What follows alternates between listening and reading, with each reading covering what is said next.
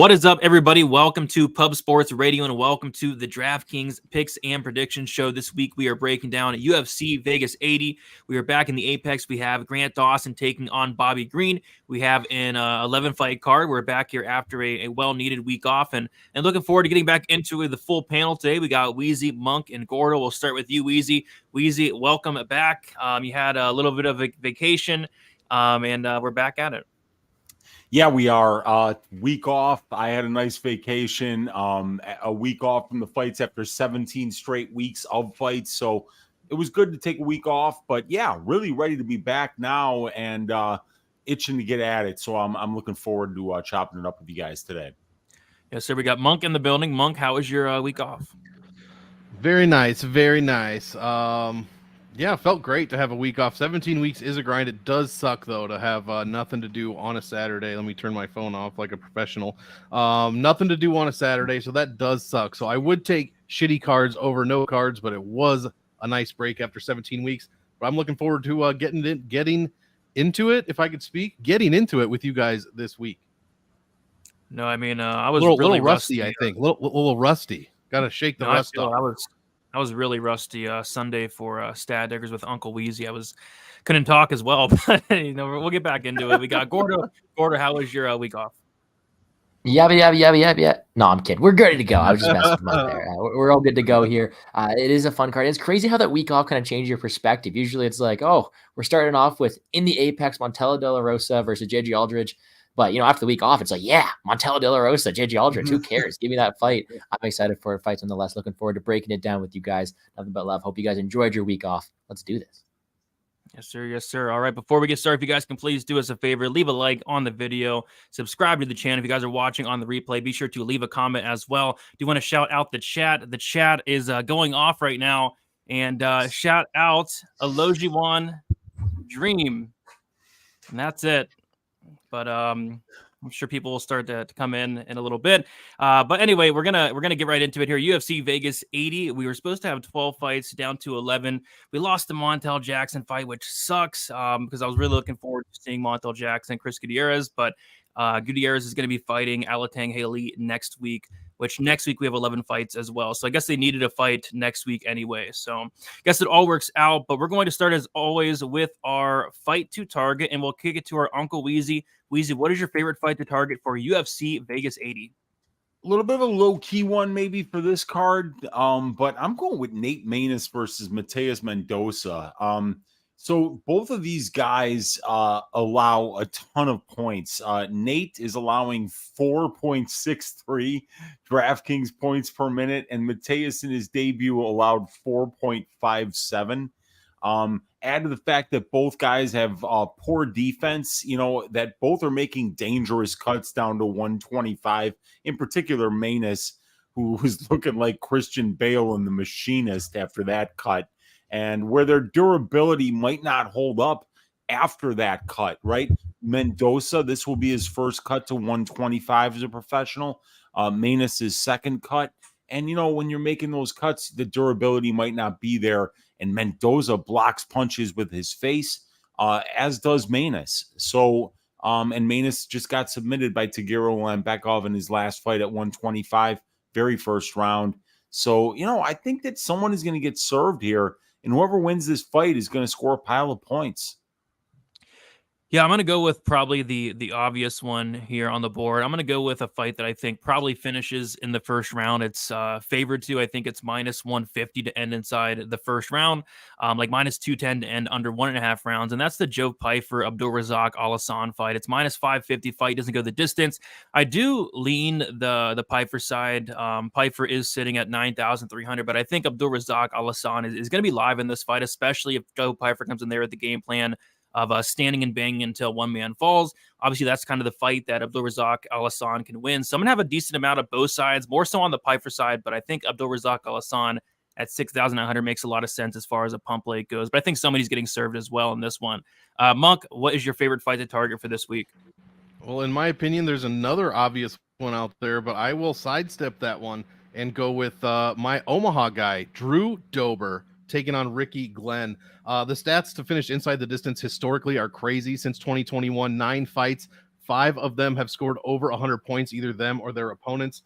Let's see, 5 of them have also finished. 4 of them have finished in the very that's right. 4 of them have finished in the very first round, and 4 times either Dober or Glenn or their opponents have made the optimal lineup. Not usually Glenn in most cases, but I'm looking for Drew Dober here at 9,500. But Drew Dober's also been put down early as well. Not too often. I am backing Dober in this fight, but I think this is a great one to target. And 6,700 somehow has made the optimal lineup 2 weeks in a row while being the worst salary possible. So can we go for 3? Ricky Glenn, let's find out. Love this fight for GPP tournaments. And last but not least, Gordo, what is your favorite fight to target? Yeah, I hear Monk actually looks like Drew Dober if he shaves the beard. So maybe that's why he likes that fight. Just like him, bro. You should see my chin. I hide it for everyone else's sake. It's so sharp. Well, that would surprise a lot of people, but it probably wouldn't surprise a lot of as many people as we did to see Ion Cuțelaba show up in a suit. And that's kind of my fight to target here. Ion Cuțelaba versus Philipe Lins here. Weird style choice. We don't know if we're going to get that same aggression, but based off the facts, this is a fight that I am looking to target here. 8.3K. Ion Cuțelaba comes out like a shot out of a cannon, right? He's very, very explosive. He uses that athleticism, that physicality out there to go out there and dominate round 1. He has some very good metrics in that very first round. The problem is he's not able to sustain them for very long. His cardio is very poor. His durability, his resiliency is pretty poor as well. So he's going out there, and if he's not able to get that finish, he does wane down the stretch, right? Aside from that, though, he is very, very good, very athletic, and has the ability to go out there and put up good drafting scores. He averages 4.75 takedowns for 15 minutes, and I do think that any fight he's fighting in has a good ability to go out there and have some success. He's fighting the better level competition here. Jacques, Walker, Span, Ankalaev, Teixeira, those are his losses, and we'll see what the former PFL champion Lins has to say about that, added to that list here. But I do think Philipe Lins is also a guy who shouldn't really be overlooked in this spot, right? He's someone who maybe looked horrible at heavyweight, but I do think he has the ability to go out there and pose problems to Lins if he's able to survive that early onslaught. And to me, it's pretty simple. Either Cuțelaba goes out there, bullies him early, or Lins is able to try to wear in that gas tank, use his size, and go out there and make it a very fun, compelling fight, one that scores very, very well.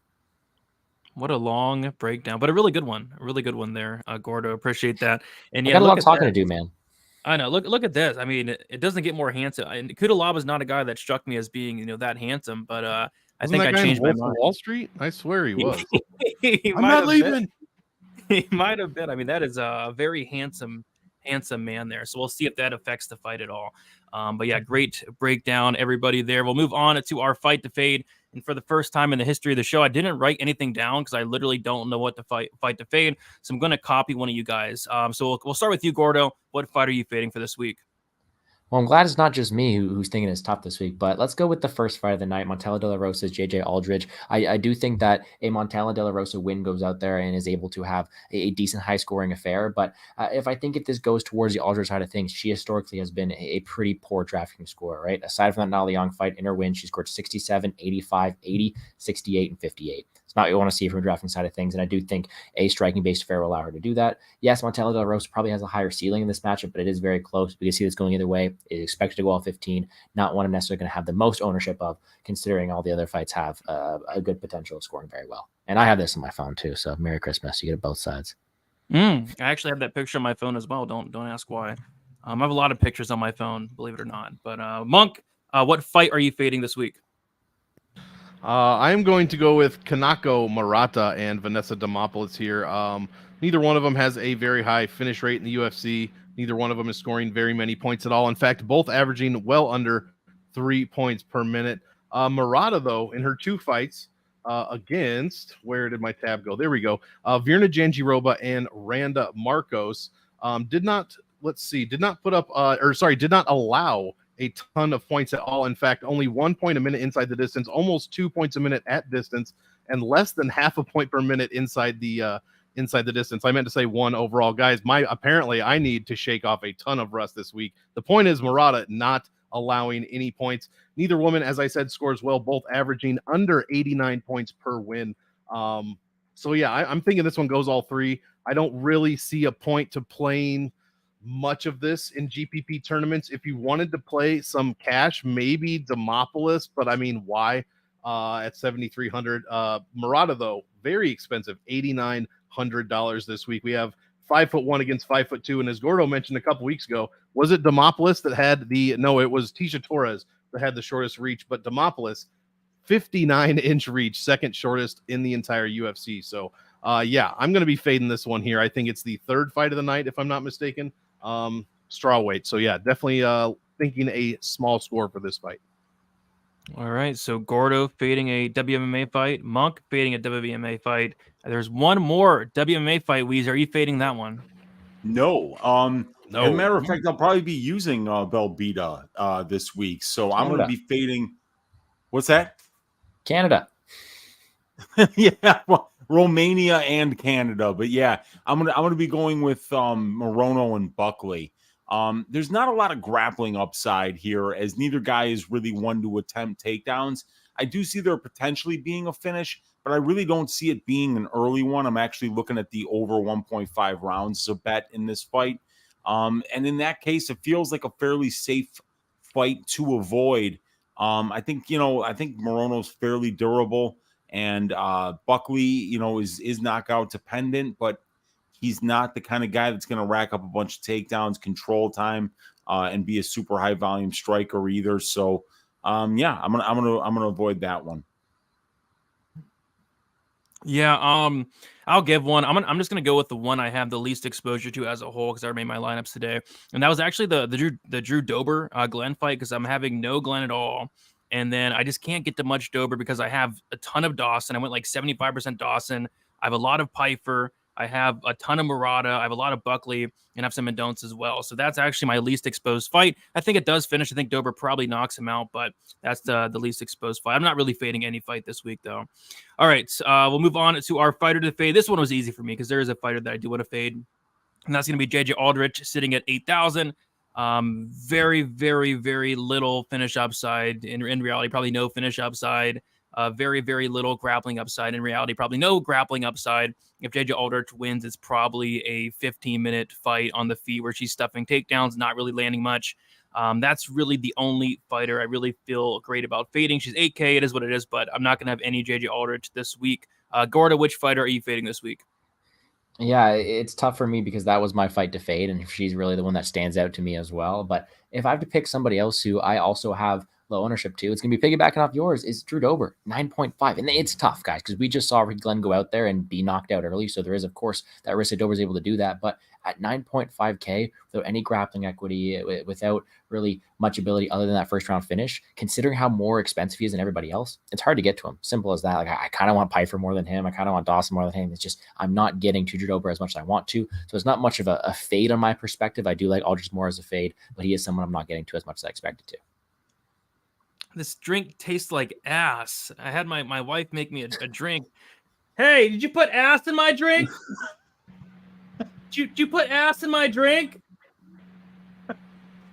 Hey, tastes like straight ass. Like somebody put their ass in it. Weezy, what are you thinking here for a fighter to fade? What kind of a drink is it? Yeah, what is it? Just like last week's DraftKings scores. Yeah, that, and it's a water. It's like a hydration water. You know what I mean? Oh yeah, those things do taste like ass. But it's fruit punch flavored. It was supposed to be, but no, it's like is it like one of those liquid IV things? It is, yeah. Yeah, man, they taste like ass. That's Okay. why. Okay. I mean, All right. you could, it's like, hey, it's like, all right, you're gonna taste ass, but is it strawberry flavored ass? Okay. Is it orange flavored ass? It's still ass at the end of the day. And so in terms of an ass fighter to avoid this week, that's the segue. I'm going with Bobby Green. I'm a big fan of Bobby Green. I think he's really good, but and I know that it's counterintuitive to fade any fighter in a 5-round fight, but Grant Dawson is just a nightmare opponent. For over 115-minute sample size that Grant Dawson has been in the cage, he's only allowing 1.71 DraftKings points per minute to his opponent. So even at that pace, if Green goes all 5 rounds, he still only scores about 43 points in a loss. In all likelihood, Grant finishes Bobby in the first or second round. So as tempting as it might be to punt with Green this week, I think it's wiser to stay in the mid-range. Yep, I don't have much green, if any at all, myself. And then I think we're at Monk. Monk, which fight are you fading for this week? You already mentioned her, so I'll be quick. It's Kanako Murata at 8,900. She hasn't fought in 2 years and 3 months, longer than that, actually. I already told you about how she does not score well. And let's see here, averaging what, 23, or she landed 23 strikes in her 10 minutes against Jandiroba, which I assume she couldn't get off the stool. I haven't rewatched it yet, but it was an even 10-minute finish. So seems like that's the case there. And then her win, lone UFC win, Randa Marcos back in 2020, where she landed less than 2 strikes a minute and 88 points there in that win. So Demopoulos, hasn't allowed, any takedowns at all since JJ Aldrich. She gave up 1 back in 2021. Other than that, I mean, no one's really put up a decent number on her, it looks like. So I guess Silvana Gomez Juarez did. We all remember that one. But yeah, this one probably goes the distance. Not a huge fan of Murata at that price point. That seems very expensive for what you're likely going to get there. Would this maybe change your mind?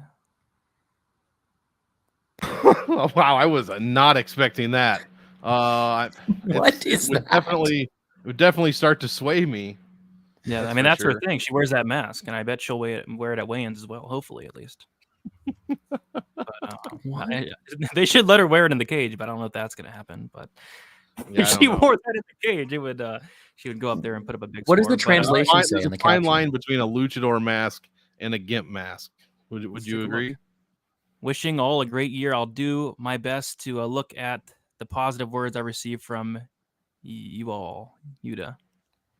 But there you go. Yeah, that's positivity. That's her thing.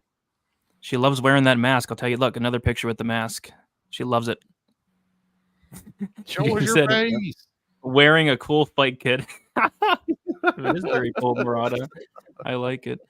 And then there was another picture that there's the mask by itself, by the way. Oh, but yeah, she loves this mask, man. There you go. She loves this mask. What is this? It's another. That's her mask. making a silly face. She's making a silly face there. I think she's trying to emulate what's on the t-shirt. But all right, so that didn't change your mind then? No, nope. Okay, I take it back. Yeah, no. All right, you did not persuade me. All right, didn't persuade Monk. That's all right. All right, we'll move on to our favorite dog, and we'll start with you, Gordo. Who's your favorite dog for UFC Vegas 80? Ooh, well, favorite. There's a bunch of dogs to choose from, but the one I do have atop my list is maybe not my favorite dog, but one that I'm going to look to target a lot on Draftkings. Let's put it that way, because I do think we have a very fun, high-scoring fight that's kind of flying under the radar this week, and I'm going to be taking a technical underdog at 8K here in Johnny Muñoz Jr. I think it's a very fun fight here. Not one you can be really confident from a moneyline side of things. It is a very close 50-50 fight. But when it comes from DraftKings, I'm a guy who loves his grapplers and loves guys with submission equity here. And I do think he has the ability to go out there, land takedowns, have success in the mat, and go out there and have some success. Wow. I've never been distracted so much during a show. Not since Kim Winslow.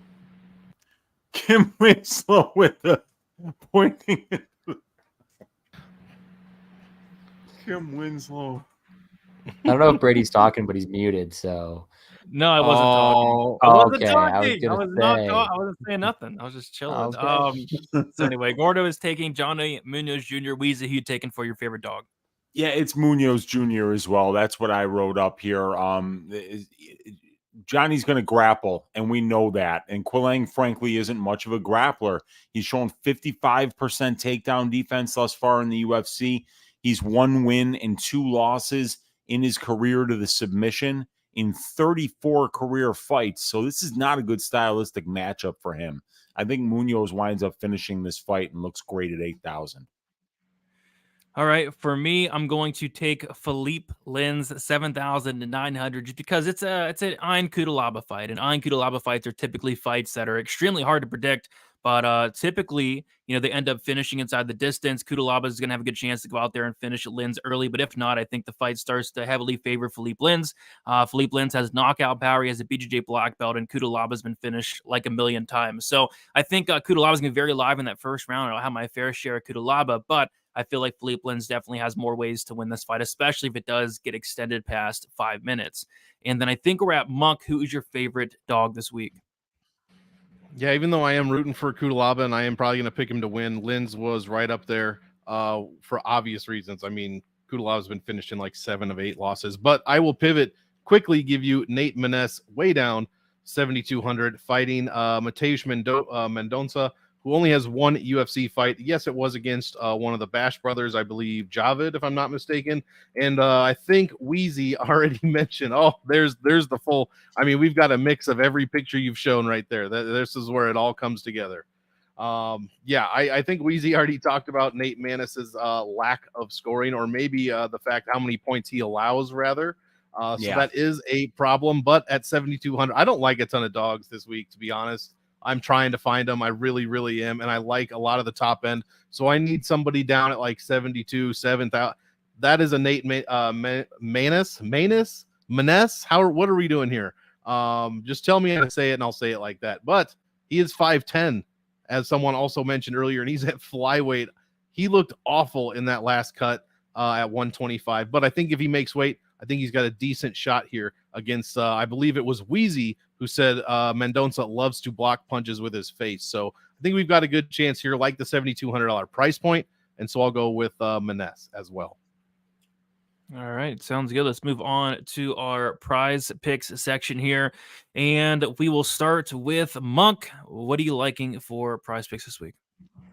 Man, I found myself just writing down Grant Dawson in almost every category, and then I had to change it up.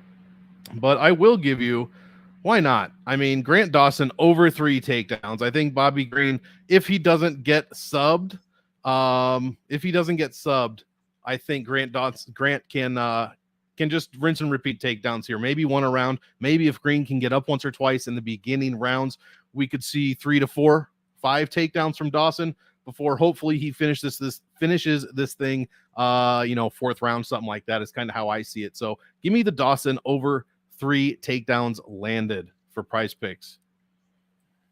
All right. And I don't even get a half point. I don't even get a half takedown there. I got to get 4, even though it's 3. I got to get 4. 3 is a push, I guess. So that is the benefit of that, but still. So I need 4 out of Dawson. I think he can do it against Green, who's very tough out. All right. Monk taking the more on the takedowns for Dawson. Weezy, what are you taking? Yeah, and I took the less on Dawson fight minutes at 19.5.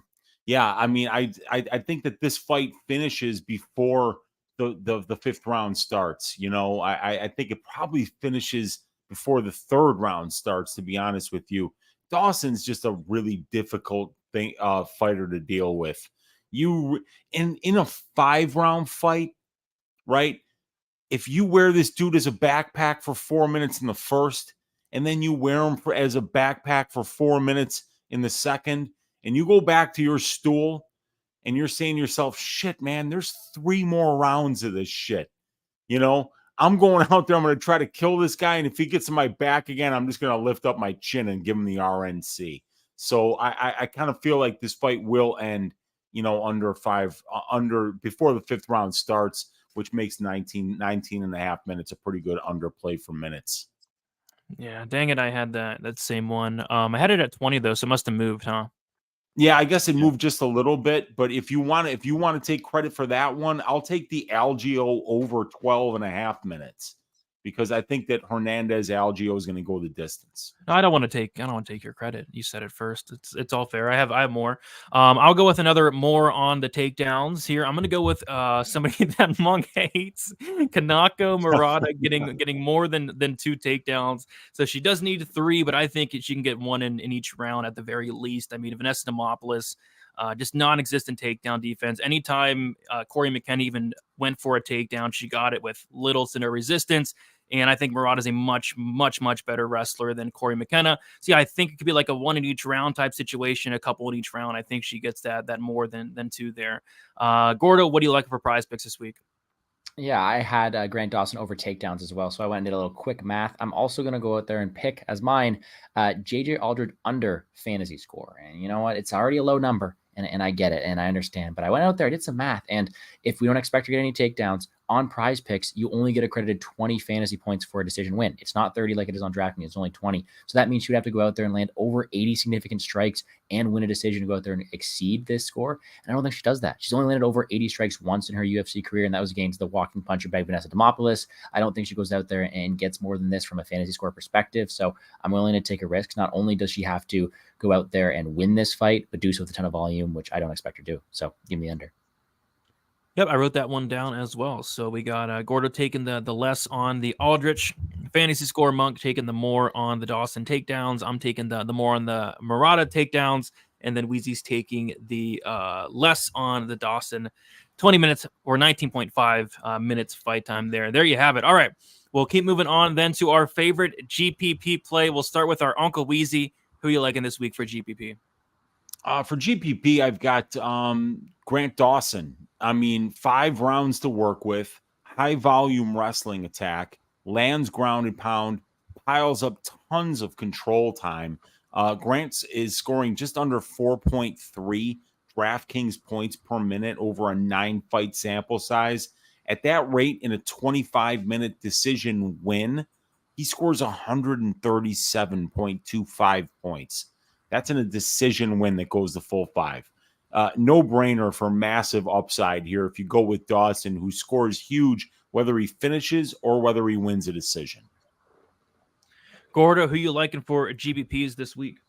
Yeah, the truth is any of those guys in the 9,000 range, even Murata, despite Monk's antics here, are viable in GPP. They all have high ceilings here. So let's go with someone a bit cheaper just to be able to go out there and get those guys up top, and that's Bill Algeo, 8.4K. I'm completely aware of the offensive force that Hernandez has in that first round. I'm completely aware of his overall probably better skill set, but I consider we've never really seen him have continued success in this division. We haven't really seen him go out there have a sustained cardio. I think that Bill Algeo at 8.4K has a very high ceiling. In his wins, he's going out there scoring 116, 106, and 88. Those are some really good scores, and including having some really good volume down the stretch as well. I think this could be a very close competitive fight. I'm not saying Hernandez is going to go out there and gas immediately in round 2, but without any proof he can go all 15, without any proof he can go out there and just stifle Bill Algeo for 3 rounds, I think the ceiling on Algeo is super high here, and there's a lot of questions to be answered on the Hernandez side. Sounds good. I'm going with Weezy here. I'm taking Grant Dawson, 9,400. I think he has a ton of upside here. I think it's a really good matchup for him here. I think Bobby Green's a really good fighter. I think Bobby Green's really well-rounded. But I just don't really see Bobby Green stuffing any takedowns. I don't see Bobby Green stopping Grant Dawson for implementing his will and getting into dominant positions, whether that be mount, whether that be taking the back. And like Weezy said, I think at some point Grant Dawson is going to find that finish. 9,400 is expensive, but I think it's highly worth it this week. So loving some Grant Dawson as the GPP play. Monk, what are you liking this week? I'll go ahead and give you the other side of what I think should be a early finish here, and that's going to be Ion Cuțelaba. I mean, how do you not love this guy for GPP? Yes, he gets finished, but when he's not getting finished, he is finishing his opponent, scoring over or just 4.3 points a minute overall, 7.2 points per minute inside the distance from Mr. Cuțelaba here, 109, almost 110 per win. That is second best, good for second best overall under Abdul, Razak, Alhassan at number 1. Has one of the highest ceilings on the card as well. Let's see, what is that? 5 of 6 of his wins, I think. What's his record? Is he 6-8? 5 of 6 of his wins in the UFC have gone over 100%. So we love to see that. If Cuțelaba is not getting killed, he will be killing. So give me Cuțelaba at 8,300. If he does his thing, that's going to be tremendous value and a great GPP play on Saturday. Absolutely, and like I said, after seeing a Cuțelaba at the media day, I might have to reconsider a little bit as well. All right, so we'll move on to our favorite cash play. We'll start with you, Gordo. What do you like for cash this week? Yeah, again, a bunch of options go out there and take. I'm going to go with Kanaka Murata. I know we've talked about her enough already, which is I kind of want to bring her up, but she is someone who I see winning here, and it wasn't originally what I thought. I mean, Vanessa Demopoulos is someone who I've backed a lot more than I want to admit. It's kind of bad how many times I've backed her because she's not that good. Because she is a dog, she's willing to go out there, and she's really tough. But when you're betting on, when you're fighting someone like that who will go out there and who will take you down, And against someone Vanessa Demopoulos who not only is willing to be stuck on her back here, but someone who is so tough and durable, it allows Morono to go out there, land a ton of takedowns, land a ton of ground and pound, have the ability to go out there and put up a very good score in a win, whether it be with a very high floor as well. So I do think she's going to be able to go out there, land takedowns at will. Yes, Demopoulos is always live for a meme armbar. I just think it's very low percentage. Give me Morono here. I think it's a great cash play. Smooth. Goodness. What the? Okay. Did she put something in your drink, dog? You good? No. So for me, I'm going to take actually gonna take an underdog here for my favorite cash play. It's going to be one that I do like here a lot in cash. Diana Belbiţă, 7,600. I'm actually picking her to lose this fight, but she's pretty cheap here. And if this fight does stay standing, like she can have like a massive floor, even in a loss, like she lands incredible volume. If this does go the full 50 minutes, like she's landing 6.59 significant strikes per minute, which is actually the highest on the card. So I like her for cash. I think she loses, but if she wins, I mean, I think she could put up a pretty high score here.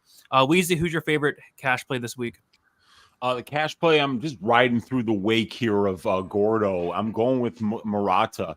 I think outside of a freak injury or meme submission, she winds up easily taking down Vanessa whenever she wants to, while landing ground and pound and attempting submissions. I think she makes it look easy. I think she scores a pile of points. And I think there's a sneaky finish upside for Murata here. Even though Vanessa's never been finished, I love the floor. I love the safety of this pick. The price is right. And I've made a lot of money betting on there we go. I've made a lot of money betting on Vanessa Demopoulos. I think she's really good. And Kanako Murata is coming off a 2-year layoff here. But I mean, flat out, if the Kanako that I saw in the Marcos fight and prior to the UFC comes in here, she's gonna mop the floor with Vanessa Demopoulos. Vanessa's got good BJJ, but once Kanako passes her guard and starts pounding her in the face, I think she's gonna find some kind of a submission from top here, maybe get an arm triangle or something. I think she's gonna get a finish. I bet the fight doesn't go to decision here at plus 190. I think it's a sneaky look, and I think Kanako is going to get a finish. Yeah, I think it's definitely on the table. I mean, look at that haircut, by the way. I thought I recognized it, and I thought of this wig. It's kind of similar, but hers is a little darker, so maybe I need to search for a different. Yeah, this is, I don't know. Magulov. But I kind of like the Zalgas haircut on her, though. So I think we have. Did we get you yet, Monk? No, and I will give you for cash the pride of Omaha, Nebraska, Drew Dober at 9,500. In what world does he not just roll over Ricky Glenn? We're talking about wins. We're talking about cash. We need a win here. I don't think 9,500 is too expensive at all. In fact, in the past few weeks, we've had some really some fighters with some terrible DraftKings upside in this range that we've played since then. So I like Drew Dober a lot here. Christos Giagos, remember him from a couple weeks ago? Finished Glenn in a minute 58. Didn't have to show off any kind of wrestling at all. Drew Dober would easily flatline Glenn if Giagos did, according to MMA math. This is not a thing I study. This is just a thing I heard on the streets. Joaquin Silva as well finished Rick Glenn in under 1 minute by KO TKO. These are, twice in the past 3 fights, he has been finished in around a minute and a half. In the very first round has Ricky Glenn. So that's exactly what Drew Dober does. That's exactly how he's going to win. And I think he gets it done fairly easily. Like Ricky Glenn, this might be one of his last fights at the promotion. Drew Dober, this is a get right fight after dropping one to Matt Frivola. And love it. Love it for cash. Drew Dober, 9,500. Can't wait. Yep, he should be able to go out there and finish him. Dober by knockouts like minus 175. And by the way, I did find I think this is the correct shade of blonde, by the way. So I think I finally found it there. I think it's just perfectly matched. So there we go. I would like Murata to bring that haircut back, but it looks like that was 361 weeks ago, which that was a long time ago. Yeah, that was a long time ago. It's like 7 years ago. It says November 1st, 2016, bottom of the photo. 7 years ago. 7 years. The last time you fought, huh? Hey, yo. Hey, all you guys say I hate her. You compare this to the just the visceral hate that I had for the Pleasure Man, and you're gonna say that I hate Murata after being extremely nice and just saying she doesn't have a good DraftKings upside. 2 people said he hates Murata. I seen it. Don't you remember the Pleasure Man and the vitriol that was coming out of my mouth for that? You cannot compare the two, I say. Is it because of her nickname? What's her nickname? What's her nickname? She doesn't have one. That is true. Well, then I think she did. Get the fuck out of here then. Get out of here. Take a hike. Find it. You've had 2.5 years since you fought last. You've had 2.5 years. You've been putting masks on, doing weird bridges, crab walks and shit. What's your nickname? What's your nickname? The Mask. Oh, The Mask. I like it. The green mask. There we go. All right, we'll move on to our favorite value play then. I'm not sure what's going on here. It's like a gorilla on the left side, and she's on the. I'm not sure what she's saying there, but favorite value play, Weezy. What are you liking? For value, I'm going with Deanna Belbiţă. I think there's a very low chance Karolina Kowalkiewicz finishes Deanna because Karolina doesn't offensively grapple. If we could count on Karolina to like go to takedowns and work for submissions, then I think there would be a chance. But if this winds up being a 15-minute distance striking battle where Deanna lands almost 9 significant strikes per minute at distance for 15 minutes, we can count on a very solid floor of around 50 points.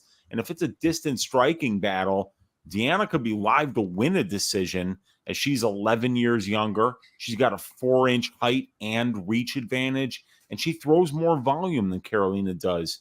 So even though there's barely any finish upside, I think Belbiţă is a very safe pick this week to give you some points in the mid 7K range. Yep, I like it. I'm going with the first fight of the card. I'm going with Montana De La Rosa. I feel like she could look like serious value here if she's able to get her wrestling going. She's not great at a lot of things, but what she is pretty solid at is her wrestling, her grappling, and she's a decent finisher as well. She's actually finished the majority of her wins in the UFC. JJ Aldrich has been finished twice in the UFC.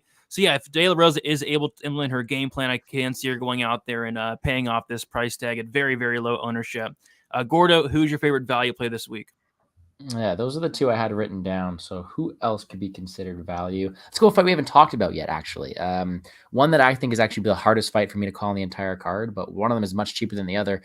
Buckley versus Morono is one we haven't talked about much, and I do think Morono can go out there and look like value. Hindsight. Now, it is a very close fight. If Buckley was able to go out there and starch Morono, I wouldn't be surprised, but I do think it's be Morono quicker to the punch. I do think he has more minute winning equity here. I do think it's be a very, very close fight. Both these guys have had chin concerns, so if Morono is able to go out there, land a ton of volume, maybe even crack the chin of Buckley, his ceiling could be very high here, and what seemed to be a fight that's going a bit overlooked this week. All right, and I don't think we talked about that fight much, but Monk, which favorite value play? Well, after so much hate coming from me for the women's fights, I'm going to give you the opposite of surprisingly everyone on this panel's pick, and I'm going with Karolina Kowalkiewicz. I love her in this fight. Yes, I know there's 10 years difference. In her last 3 fights, we're talking about how much Diana Belbiţă lands. Kowalkiewicz landed 9.2 strikes a minute against Demopoulos. Yes, she's a walking punching bag. She landed 5 strikes a minute against Gomez Juarez, and she landed over 9 strikes a minute against Felice Herrig. This is 3 fights in a row since she's made a huge change to her game.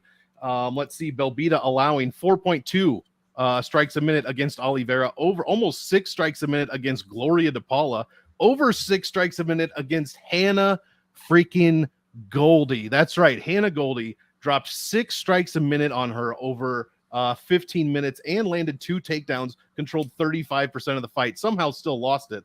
According to, the stats looking pretty good there from Goldie. My whole point is Kowalkiewicz has fought the best of the best, literally, in a couple of divisions, and she's looked nothing better than her best at 35, 36, 37 years of age. Extremely impressive. And Belbiţă's lost 3 of her last 5.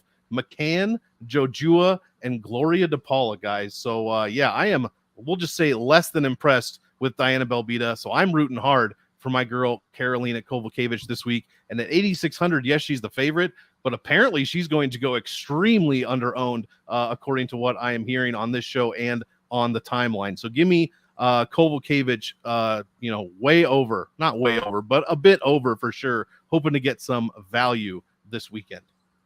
Yeah, she'll definitely be low owned. And for what it's worth, I am picking Karolina Kowalkiewicz. There's no way I can pick Belbiţă. I just like the price tag for Belbiţă for cash. But we'll move on to our dart throw, and I'll kick us off. I'm going with the ultimate dart throw, which is Abdul Razak Alhassan. This guy has a 100% finish rate, and all of those but one come in the first round. He has 11 first-round knockouts, and the one that came in the second round was like 35 seconds in.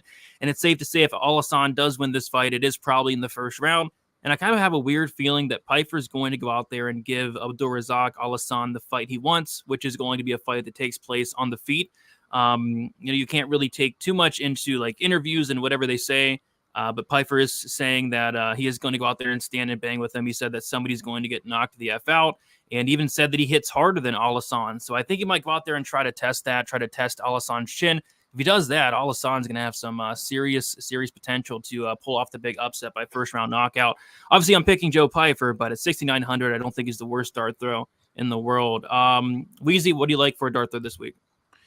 Yeah, I mean, I have Alhassan as well, but you know what is kind of funny is like, you look at Drew Dober's career and you're like, okay, this guy's knocking everybody out. He's really good. He hits very, very hard.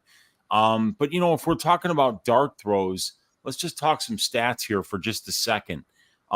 Rick Glenn is 13-1 to the knockout in his career, and Dober is 13-2, right? So, everybody's talking about how much power Drew Dober has, but the reality is that Ricky Glenn's got 31 professional fights and Drew Dober has 39, and Ricky Glenn has just as many has just as many knockouts as Drew Dober does.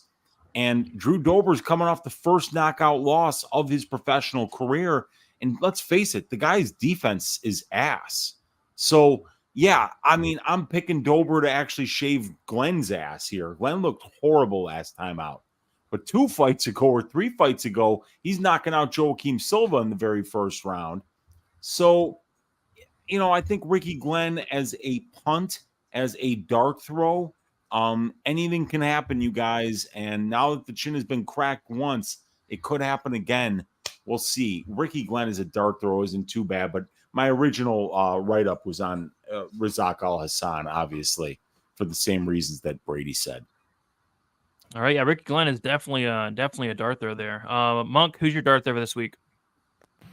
Yeah, we'll go with Razak Alhassan. I really don't like to double up on what you guys say, but there's really not a ton as far as dart throw. Dart throw to me is somebody low owned and probably low salaried.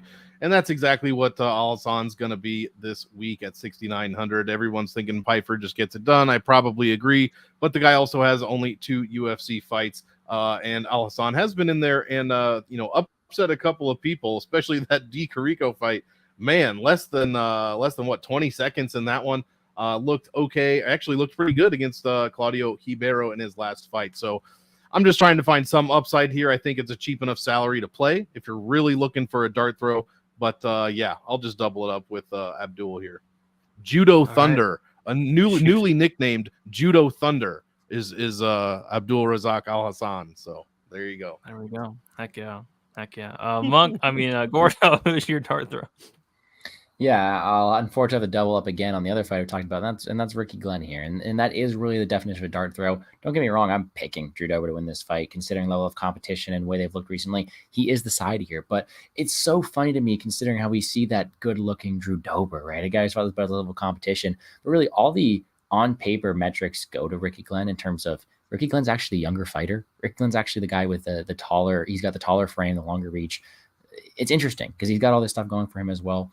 In theory, yes, it's nothing but conspiracy. But if we look at the fact that Drew Dober has lost, he has been hit and knocked down a lot of these matchups. Power's the last thing to go. Glenn's win condition, in my opinion, scores very, very well. So I don't think it's too likely, but a good dart throw nonetheless.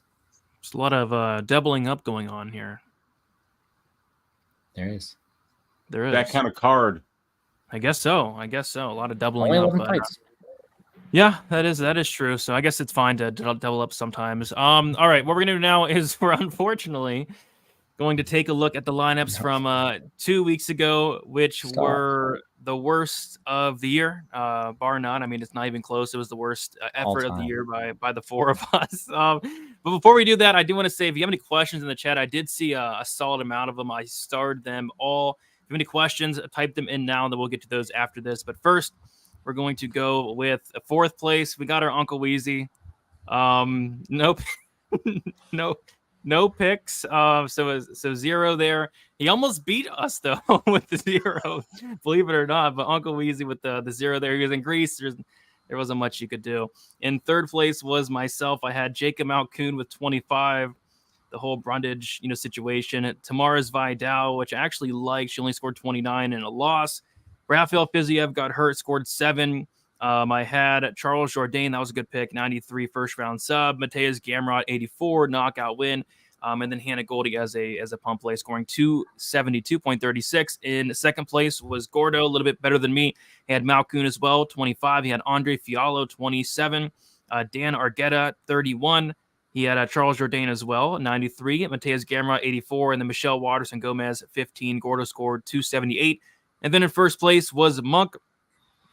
Hey, Malkoon, 25. Tamara's Vidal, 29. Battle, 102. Gamrot, 84. Johns, 67. And Dan Ige, 18. Scoring 328.63. Congrats. Monk, you got first place. I am the king of Trash Island. That is me. Remember Danny DeVito when he finds the Alibaba sword in the landfill and It's Always Sunny in Philadelphia? That's what I feel like this week. Only one 100-point scorer in all those names you read off. It was Brian Paddle at 102. I think all of us lost our highest salaried player, our second highest salaried player, and in a couple of cases, the third. Yeah, it was not a good week, but I will gladly claim the title of King of Trash Island. Trash Danny DeVito, whatever you want to call me. I'll take it this week. It all started with that freaking Brundage fight, because I didn't have a ton of Malkoon on draft, because you had to. You had to. He was on his way to scoring like 1 million points. Yes, they were to the back of the head. Had he not landed no less than 40 shots to the back of the head prior to that, yes, he did. So why are we calling the 41st shot? What happened there? Well, that was insanity. It was. And I agree with you, Monk. They're either all illegal or none of them are illegal. Exactly. I was watching the fight. I was like, what the heck? He's hitting him in the back of the head like 50 times. I counted like 50, 60. Yeah. Oh, yeah. I was waiting for the foul, and then it was just a DQ. I was like, oh, cool. Thanks, Mike Jackson. I thought a repeat of that bullshit. I thought like Jackson was like leaning in, like I thought he was gonna stop the fight and call it like a TKO, but actually was looking for that illegal shot. It was a weird outcomes 2 weeks ago. But we'll get back on track. This card. Just like, all right, ouch, that hurts my head.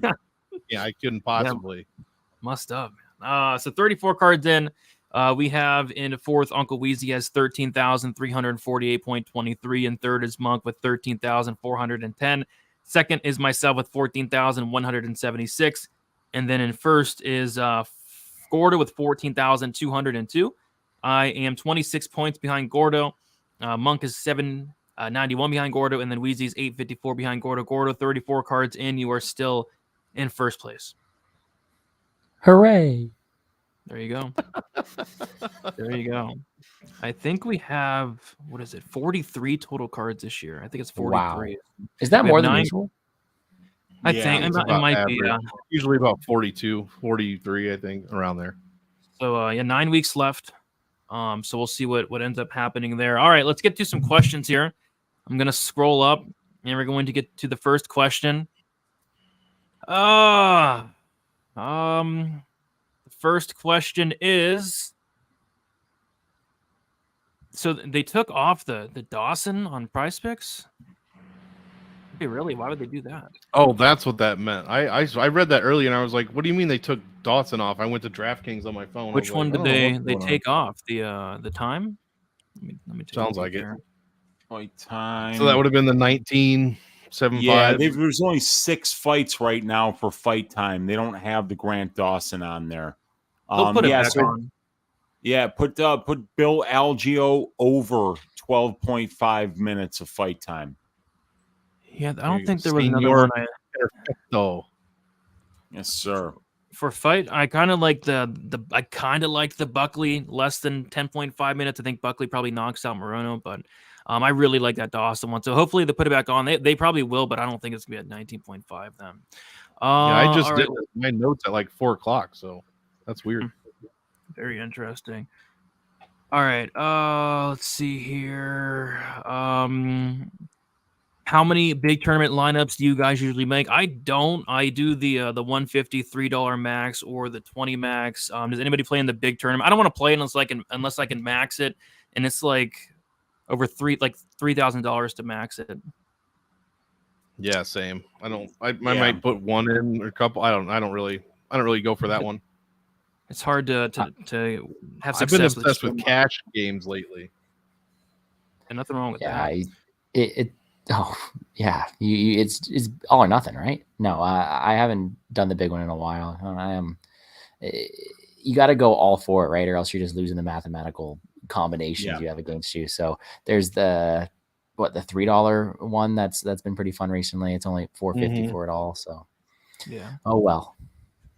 All right. Van Dam is in a dart throw. Who? Demopolis. Van Dam.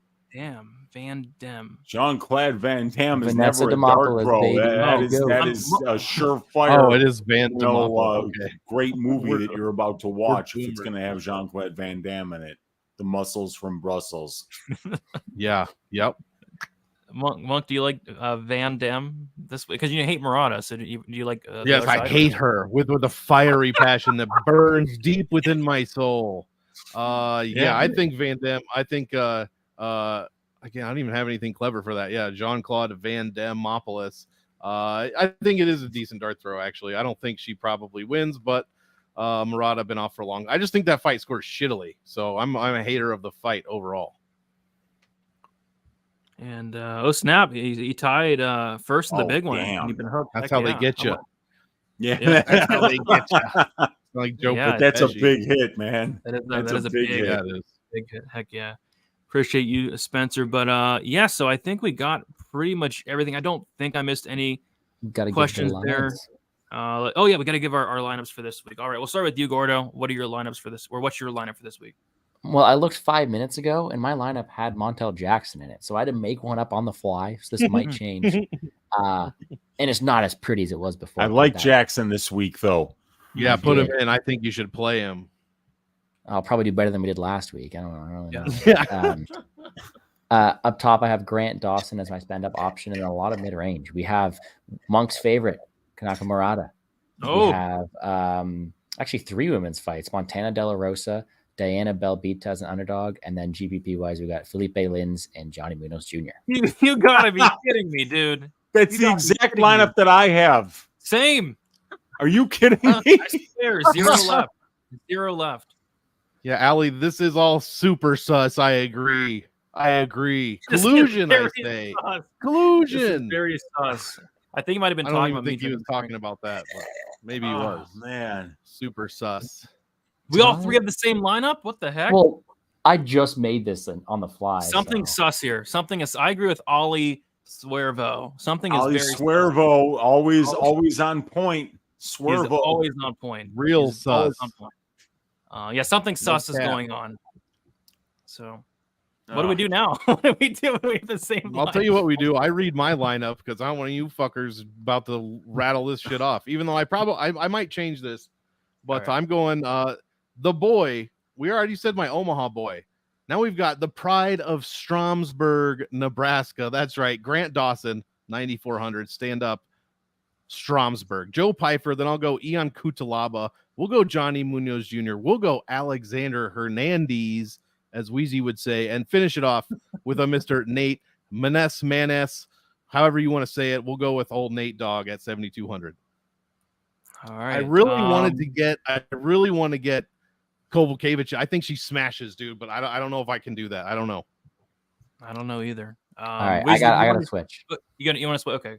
We'll replace Murata just for Monk here. We'll replace Murata and De La Rosa with Hernandez and Pyfer, giving us Dawson, Pyfer, Lins, Muñoz, Hernandez, and Belbiţă.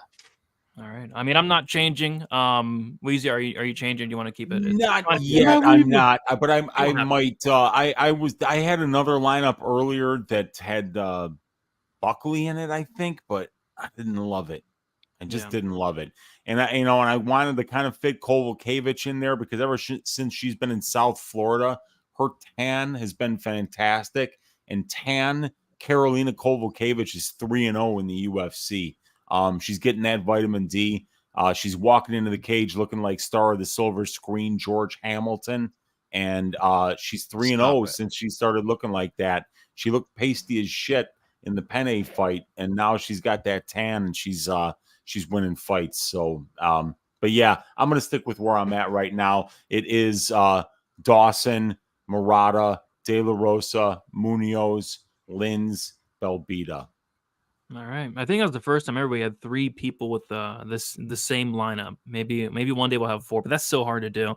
All right, so we're gonna go through our quick picks real quick, and then we'll head out of here. We'll start with Uncle Weezy. What are your quick picks for UFC Vegas 80? Of course, the pick, the round, and the method.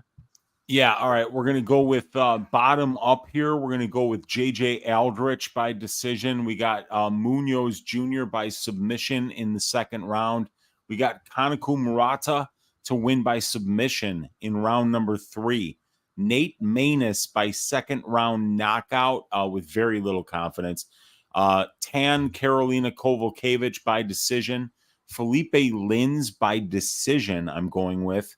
Alexander Hernandez by decision. That's the Bootsy Collins Memorial Dogs Are Barking pick of the week is Hernandez by decision. We got Uncle Weezy's ass shaving of the week. Nebraska stand up. Drew Dober knockout round 2. We got Joaquin Buckley to win by knockout in round 2. We got Body Bags Pyfer to win by knockout in round 1. And Grant Dawson by second round submission. A lot of finishes, man. A lot of finishes on this card.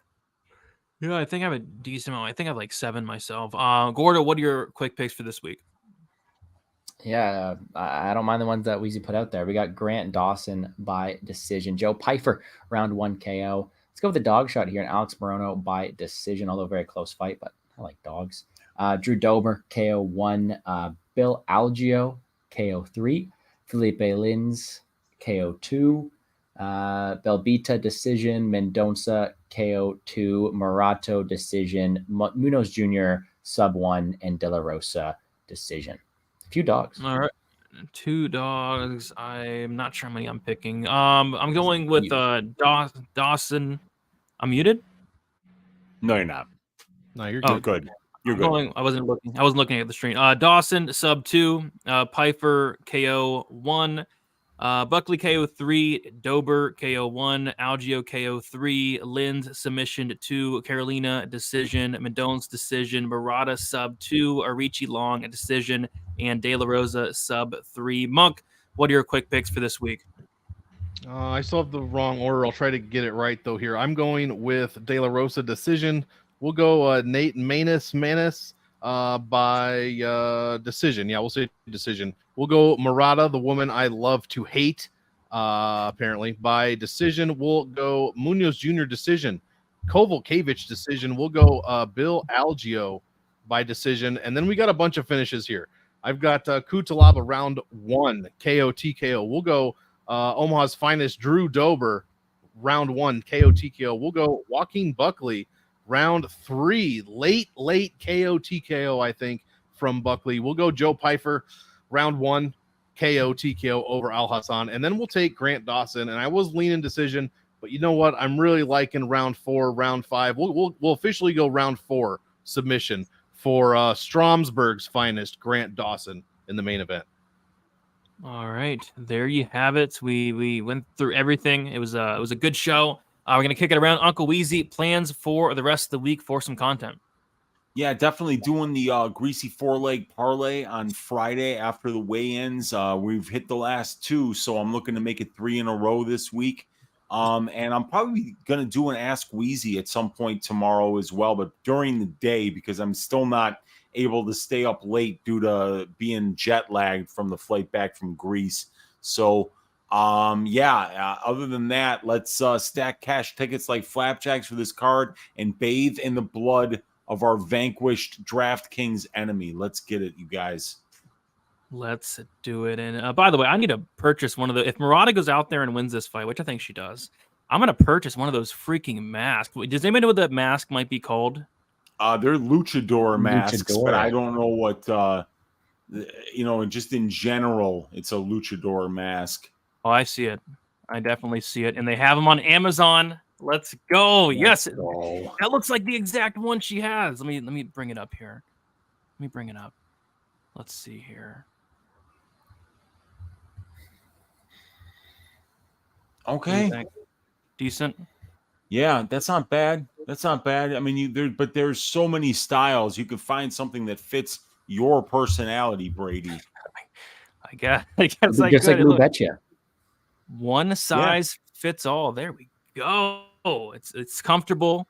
Has a nice back lace adjustment. There you go. Heck yeah. What is it? $18. I'm getting it. All right. Monk, you're muted. How is it possible that it's one size fits all? I don't know. You got Peyton Manning under that bitch. He's going to be breathing out the eye holes with his horse head. that might actually be from the movie Nacho Libre. Yeah, I think that's it. Yeah. All right, Monk, you have a couple shows coming up. Tell the people about it. Yeah, if I actually get on it, which I will. Game Theory will be out likely tomorrow. Got to finish up the edit on that. We are also running the first ever guest on the Unnamed Nickname Show. It's going to be Lou Betya tomorrow at 9 p.m. Central Time. We're going to go over this card from a little nickname perspective, just some bullshit, have fun. What else? Something. Oh, yeah, Monk and Lou's Happy Hour Thursday night. You can watch Lou do 2 shoeys, I believe, because he picked Jake Collier to beat Muhammad Usman. I mean, are we serious? 2 shoeys from Lou Betya, and this is after he's doing. He owes someone else another shoey. Man, the guy wins units like money. He's out there doing it for real. But when it comes to shoeys, not so good. No bueno, as the luchador community would say. So no bueno. Check that stuff out. Check out these guys' stuff, and that is going to do it. Heck yeah. Last but not least, Gordo, what do you have going on for some content this week? Yeah, no shoeys for me, but a lot of my content is already live on the Plays and Fades YouTube channel. You can check me out there. My full card breakdown, picks and predictions, DraftKings, and betting is live. I should have a best bets video go out tomorrow as well as all my premium content going out on Daily Fan MMA with Brett Apley over there. So all that plus Dana Contender Series on Monday, final one of the season. So one last show with Liam over there, which will be fun. We've been on a decent streak there, so hoping to end it off with a bang, because there's 6 fights on Monday too. But no, for this card this weekend, check me on Twitter at GamblesGordo, on YouTube, Plays and Fades. Wish everyone the best of luck, guys. Let's do this. Happy to have you guys back talking fights. Hope you guys enjoyed the week off. Best of luck, guys. Let's bathe with the bookies. Right? Is that how you say it? Take a bubble bath with the bookies. Is that what it is, Weezy? No, it's bathe in the blood of our vanquished DraftKings enemies, because we're not bathing in the bookies' blood. We got to beat the guys that are in the pool with us, Okay. So we're going to bathe in their blood after we eviscerate them with our kick-ass DraftKings lineups. Weezy, the one show you missed 2 Wednesdays ago, I tried to recreate it, and it went horrible. So I hope you never see that. I mean, we tried, but it wasn't. We couldn't do it. It was too hard. We got to practice it more. But we'll get it down eventually. We'll just leave it to Weezy, actually. But yeah, guys, thank you all for hanging out. Hopefully we weren't too sus for you guys, but we appreciate y'all hanging out and enjoy the card. It feels good to be back. Best of luck for UFC Vegas 80. See you later.